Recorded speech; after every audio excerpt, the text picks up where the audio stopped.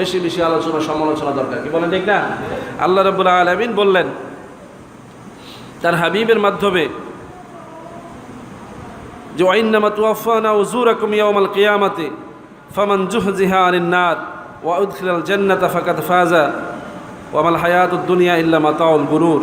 যে দুনিয়াতে আমি তোমাদেরকে যে হায়াত দিয়েছি, এই হায়াত শেষ হয়ে গেলে তুমি যখন হাসরের ময়দানে যাবে তখন তুমি দেখবে যে দুনিয়ার এই নাজ নিয়ামত, এই আলিশান ব্যবস্থাপনা, দুনিয়ার এই শোর শহরত, এগুলো ছিল ফিতনা, এগুলো তোমার কোনো কাজেই আসে না। বরং তুমি দুনিয়ার জিন্দিগিতে যতক্ষণ আল্লাহর দিকে, আল্লাহ রসুলের দিকে মোতাবাজ্জ ছিলে, যতক্ষণ তুমি ইবাদতের জিন্দিগিতে ছিলে, সেগুলোই তোমার জন্য আজকে সম্পদে পরিণত হয়েছে। এই জন্য রমজান মাস এমন একটা বরকতময় মাস, সম্পদ অর্জনের মাস। ধরেন আপনাকে সোনার খনির মধ্যে ছেড়ে দেওয়া হলো 1 মাস টাইম, যে তোমাকে এই 1 মাস এই সোনার খনিতে ডিউটি দেওয়া হলো, এই 1 মাসে তুমি যা স্বর্ণ সংগ্রহ করতে পারবে সব তোমার। আপনি সোনার খনিতে বসে গল্প করছেন, সময় ব্যয় করছেন, আনন্দ করছেন, ঘুমাচ্ছেন।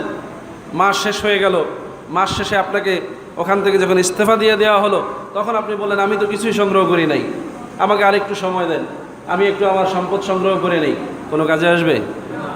রমজান মাস হচ্ছে এরকম বরকতময় এক খনি, যেখানে শুধু সওয়াব আর সওয়াব। আপনি এখন যা নেবেন সবটাই আপনার সম্পদ হিসেবে পরিগণিত হবে, বলি সুবহানাল্লাহ।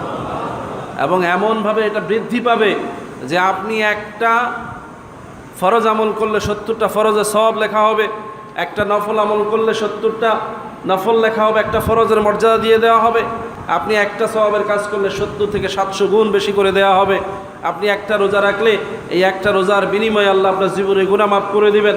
রাসূল বলছেন মান সামা ঈমানান ওয়া ইহতিসাবান গফিরা লাহু মা তাকাদ্দামা মিন যানবিহি ওয়া মা তাআখারা। শুধু তোমার বর্তমান গুনাহই না, ভবিষ্যতে যা গুনাহ হবে তাও মাফ করে দেওয়া হবে। তাইলে এই রমজান আমাদের কাছে কতটা গুরুত্ব নিয়ে এসেছে।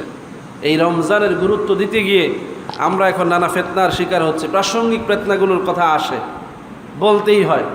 রমজানটা যে আপনি উদযাপন করবেন, রমজানের বরকত যে হাসিল করবেন, সেখানেও ফিতনা লাগাই দেওয়া হচ্ছে।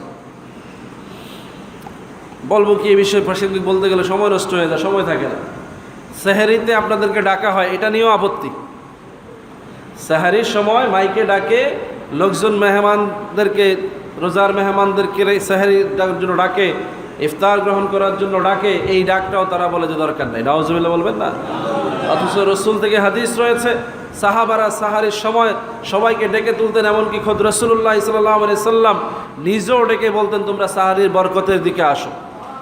অনেকগুলো হাদিস এই ব্যাপারে আছে, কিন্তু ওরা বলতেছে যে না, রাত্রেবেলা ডাকা